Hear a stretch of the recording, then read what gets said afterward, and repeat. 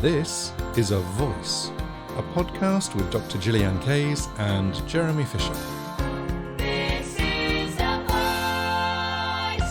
Hello and welcome to This is A Voice, Season 8, Episode 5. The podcast where we get vocal about voice. I'm Jeremy Fisher. And I'm Dr. Gillian Kayes. And our guest today is the wonderful and fabulous Anne Leatherland. Of Vocal Intuition. Welcome, Anne. Hi, Anne. Hi, great to be here, and thanks for that wonderful welcome. You're very Wonderful welcome. and fabulous. That's a real thing to take forwards, isn't it? Especially from you two. Thank you. For those of you who don't know, Anne is our associate trainer.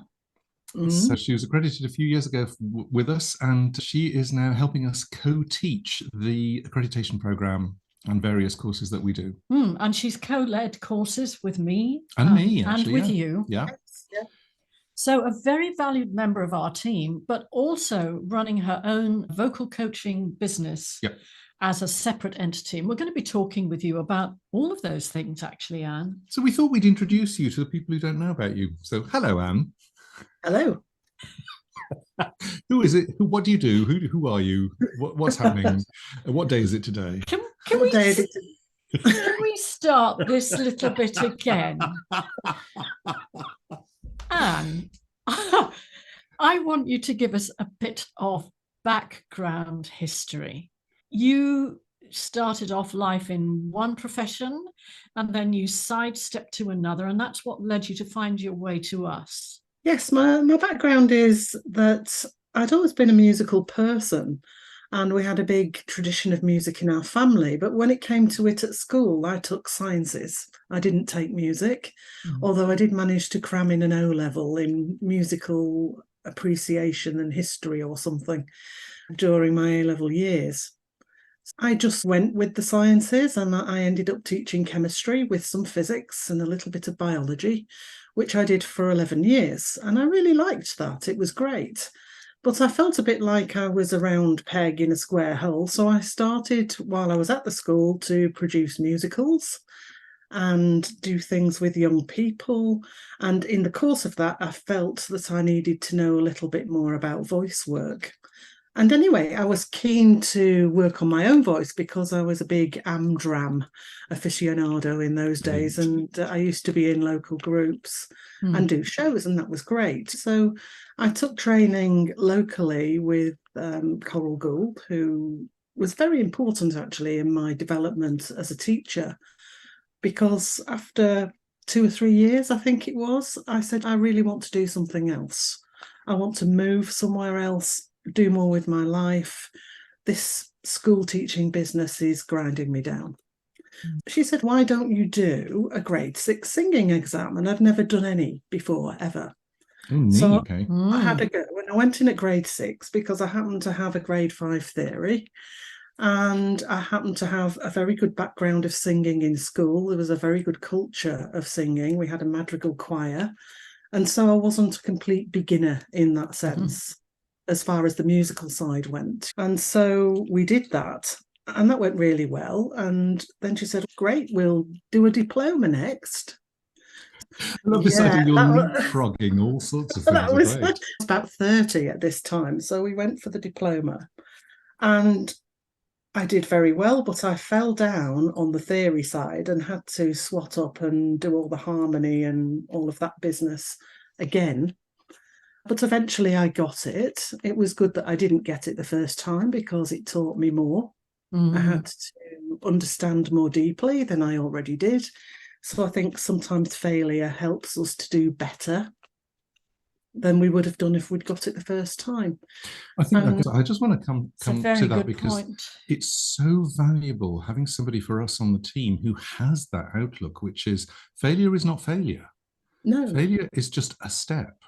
And actually, sometimes in the failure that you have, what you think of as failure is somewhere that you go, I really need to know more about this. And you end up knowing far more than you would do if you had passed the first time and just written it off. I love that outlook. And I want to jump in because I want to say about Coral, how wonderful that she had this belief in your abilities. Let's dive straight in at grade 6.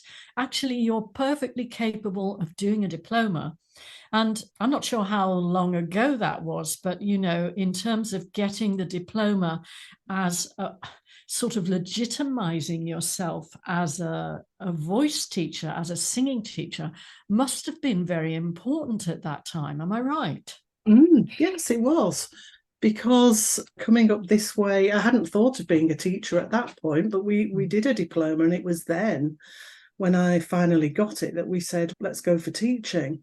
But right from that beginning stage, I did feel that I didn't quite fit into the mould.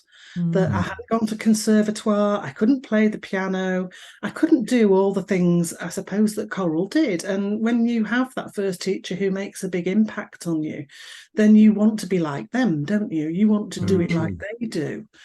And it's taken me some time to understand what kind of teacher I am and to actually show up in that way. And I suppose it was the same when I worked with you. I wanted to be like you. That's how it is. We want to be like the people we work with and whom we respect. Very And we much, get yeah. a lot from. But I did eventually do a second diploma and set up, and it was about 1996, 7-ish, and began teaching from home. So that was the beginnings of my work as a singing teacher. Nice. And I want to go back to something that you just said, because there are so many people that we work with who've said the same thing. And I'm not just now talking about singing teachers, but I'm talking about musicians I've worked with, musicians I've accompanied.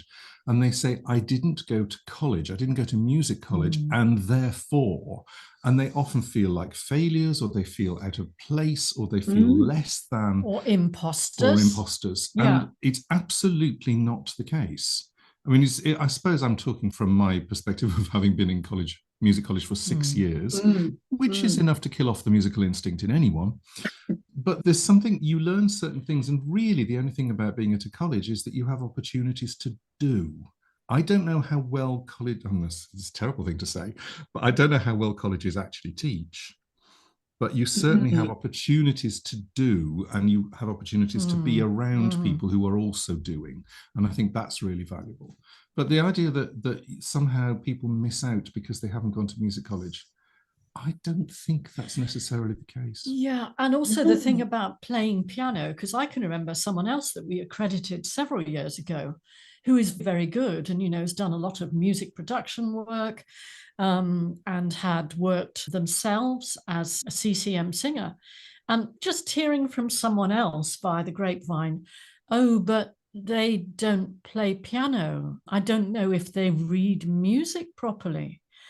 And sorry, that was a little gentle snigger. Absolutely, that I mean, and that's a very, you know, outmoded view now. Yeah. But I will say that people who are interested in joining our teacher accreditation, I still get people asking me, "Is it all right that I don't know all those musical terms?" Yes. Yes, you know, the ones that you had to learn for your rudiments of music, for your grade 5 theory, and most of which I've forgotten now. All of those things. Yeah.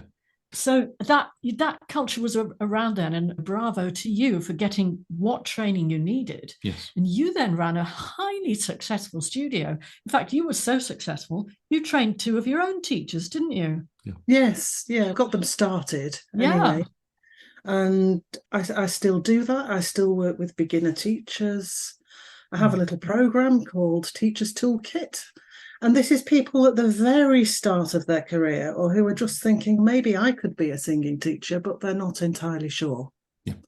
And so that's been a success. But yeah, of those teachers, of course, you know Heather Grace, who came and did the accreditation, don't you? And Stage and Screen. As well. Stage and Screen. Stage Screen is the name of the school. Right. And she's very successful in various avenues, and still performs a lot as well. In fact, I don't know how she fits it in all the time. Heather, if you're listening to this, I'm just telling you. I have about 4 or 5 at the moment who are working with me on teacher mentoring with a view to taking things forward. Amazing. And of course, I know where to send them, don't I, when they Absolutely. get to a certain level. And we do recommend your program because it's so useful. Thank you. How did you find it? Because you were saying earlier about having admiration for people that you work with, that happened with Coral and it happened with us. And we all do it. as you say, it's a human thing. It gives us aspirations, and that is positive. When you first started teaching for us, we'd give you a little teaching slot in one of our courses. What was that like? Nerve-wracking. What's interesting is when I first decided that I would do the accreditation, I did it because I thought to myself, I want to do that. I want to teach people in this way, i.e. in workshops or in groups and that kind of training, rather than necessarily the one-to-one. And I won't say just one-to-one, which I nearly did, because it's not just, it's very important. But that was part of the aspiration. And now I've forgotten what the question was. Say it again. It was what Happens was to it, us all. What was it like teaching for us? Sorry. So yes, it was nerve-wracking because this is a really important point. I wanted to be right. I wanted to get things right. I wanted things to be at the right standard. I didn't want to let you down. I wanted to make sure that the people I was teaching were getting a good experience that was worthy of the VocalProcess brand, if you like, was worthy of you. And so what I would do was go away and over-prepare massively, as Jeremy knows, because we spent an hour and a half one day just working through a simple thing. Should I say this? Should I say that? What route should I take through that? But, you know, that doesn't happen anymore. But I think at first, because of those feelings, you want to be able to pin it down. And I'm very methodical. And I wanted it clear in my head as to what I was doing. I think that paid off, though. If you're not clear about what you're doing, then it's a disaster, isn't it? You don't know what's going on. That clarity is important. And actually, I remember the first time, Anne, that you and I taught a 3-day course together. And Anne had prepared all the notes that she was going to teach. And she'd put them all on a PowerPoint. And I looked at those notes and I thought, oh my God, I don't prepare like this. I looked at this stuff. Did you? No, but it was phenomenal. I mean, and I love that methodological brain of yours. You're a fabulous asset to us, actually, a VocalProcess point of view. Yeah, there's something very interesting about what you've been saying, because I think a lot of people fall into this category, which is, I want to do the best. I want to get it right. I want to know what I'm doing, all of those things. And there's a really interesting, because I remember going through this with you, and we go through this with all of our teachers.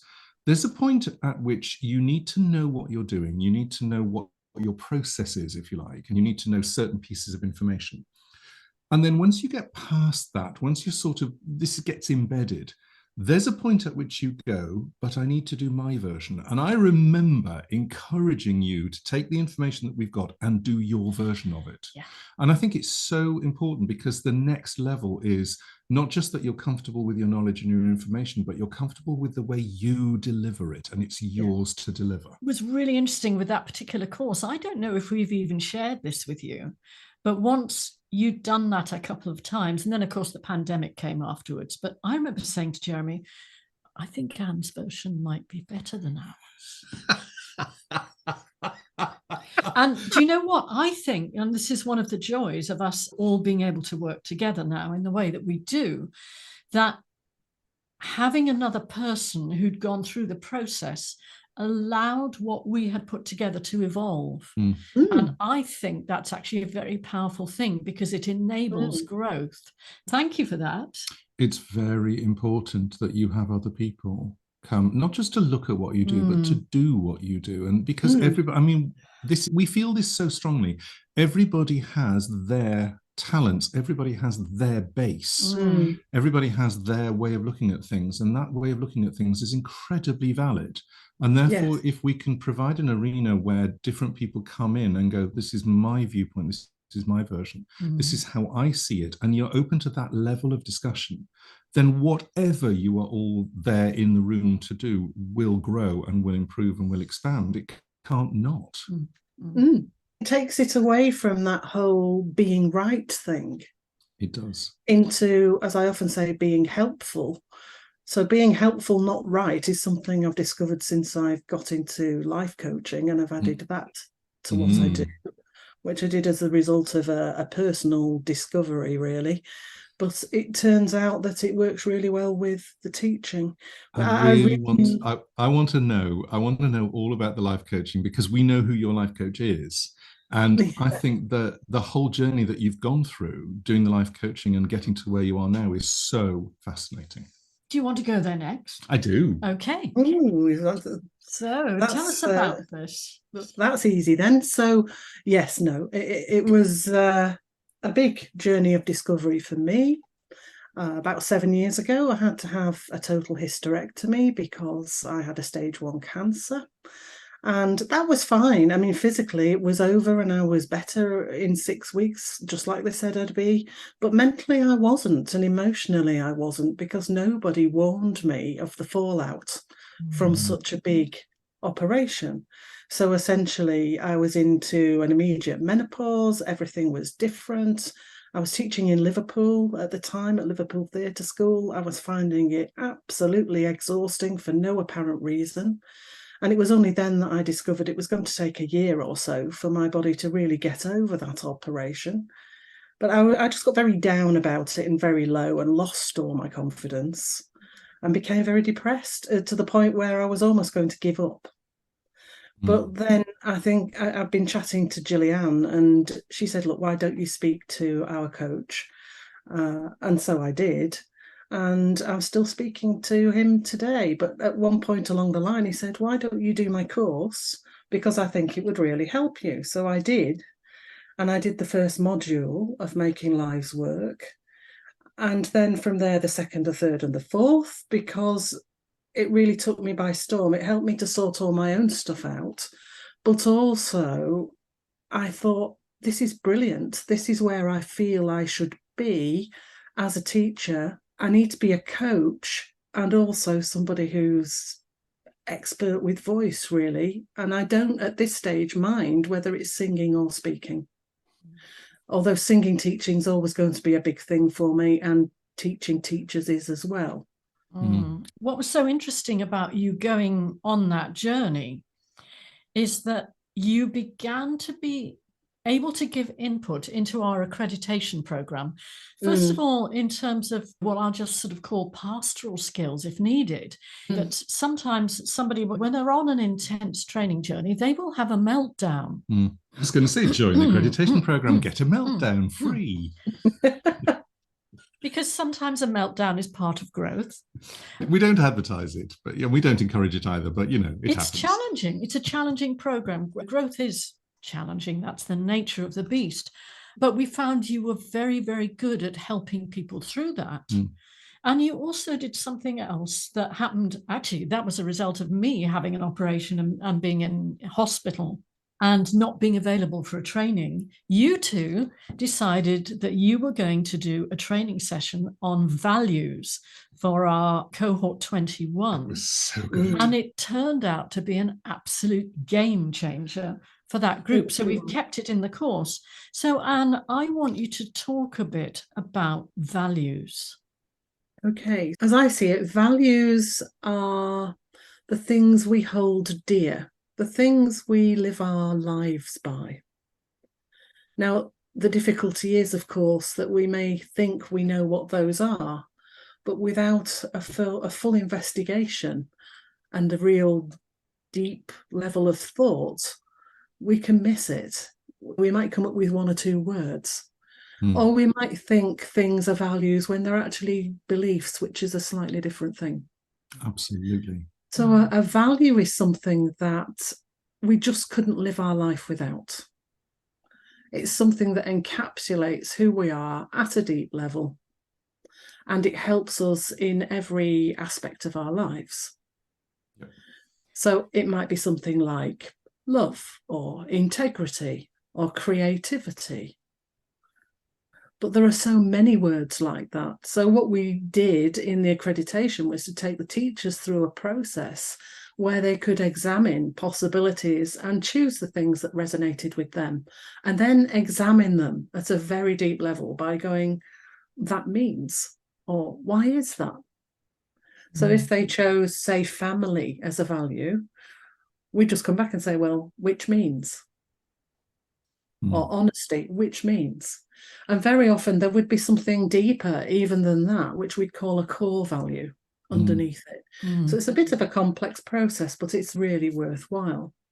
Now, the thing about belief is this: belief is something that's programmed into us, actually so are values, but in a slightly different way. We tend to pick them up throughout our lives and we listen to them. And we formulate plans in our head according to our beliefs. Now, sometimes beliefs can run alongside values and they work together. And that's ideally what we want. Yeah. But other times, beliefs just don't support our values. So, for instance, if I have a value of self-care, I believe in looking after myself. It's not selfish. It's what my being needs. It's what I need as a person. But at the same time, I work myself ragged and never give myself time off, and I don't look after my health or my diet or get enough sleep because I believe that I have to work hard to live. Then my belief is not running in line with my value. Yes, I So- could share a similar thing, actually, which is because one of my core values, in fact, I think it's my top, is harmony, which is very nice if you're a musician. But I think simply because of childhood experiences and so on, I grew up with the belief that I must make things right with people. I must make that people mustn't argue. They mustn't be unhappy with me. They mustn't be unhappy with each other. And that meant that there's several times in my life that I was driven by that, and I didn't even know I was driven by it. And therefore, I compromised something that actually did not work for me. You know, I suffered as a result of that belief. And occasionally he still has to remind me of it. We say, hang on, is that belief going on? And I go, oh, okay. And then if those conflict with each other, of course, that is one of the causes of human misery, I think, don't you? Absolutely. I mean, it's probably the main cause. That conflict is where we get stuck and we can't move forwards. Yeah. And we talk a lot about beliefs in the accreditation program and how difficult they are. If somebody has a belief, and it's a very powerful belief, how difficult it is for somebody else to move that person in any direction, really. In teaching, you mean? In If they teaching, believe, yeah, absolutely. And therefore, some of the work that I do when I'm coaching people is to check whether there is a belief there and whether it's serving the person or whether it's serving the value. And if it is, great, we leave it alone. We identify it, leave it alone. And if it isn't, then I go, do you want to look into that belief and find out why that's there? And if it's necessary for you, it may have been protective for you in the past, but is it necessary for you now to still carry on?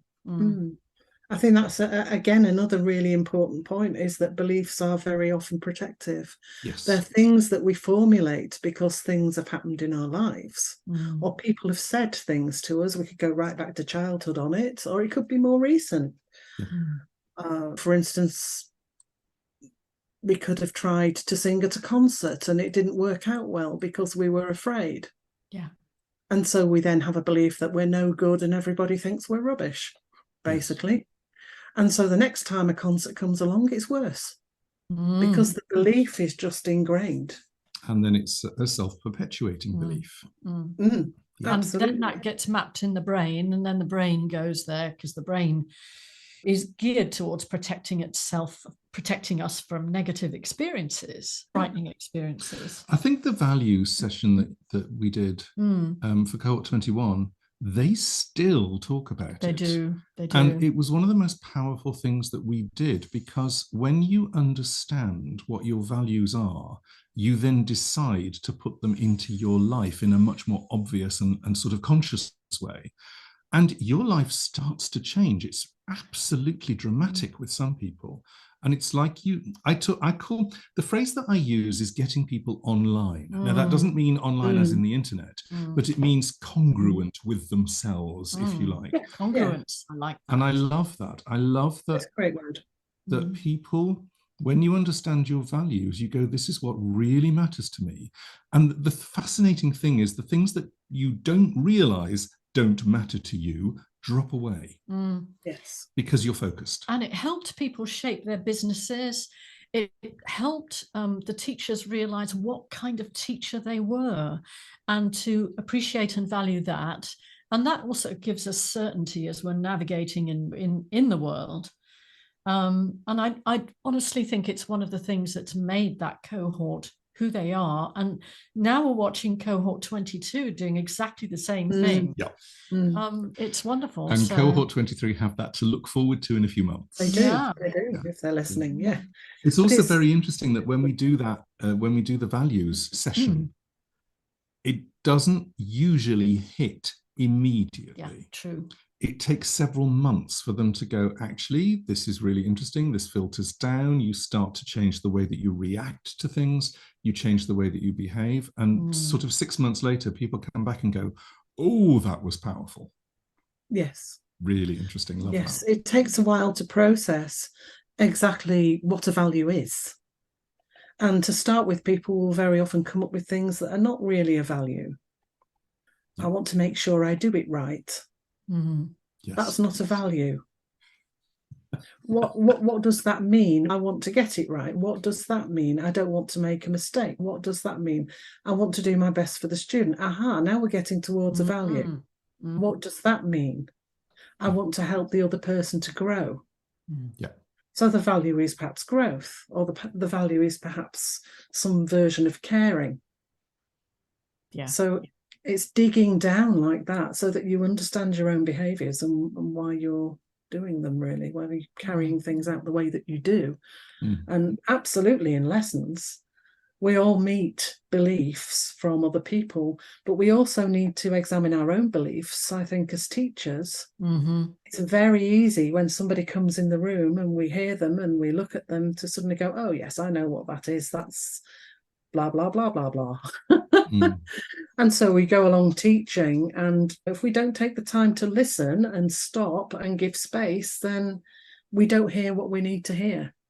I love that. We just And you carry don't- on with our own assumption. And you miss cues. Yeah. Yes. You don't know this, but I am actually writing a set of articles right now that will be, the first one will have been released by the time this podcast comes out. And it is on exactly this subject. Amazing. So people listen out for that. This has been a blast so far, but we really do need to leave it there. I think we've got a lot more to talk about, though. I think we should invite you back for the next episode. We'll see Great. you then.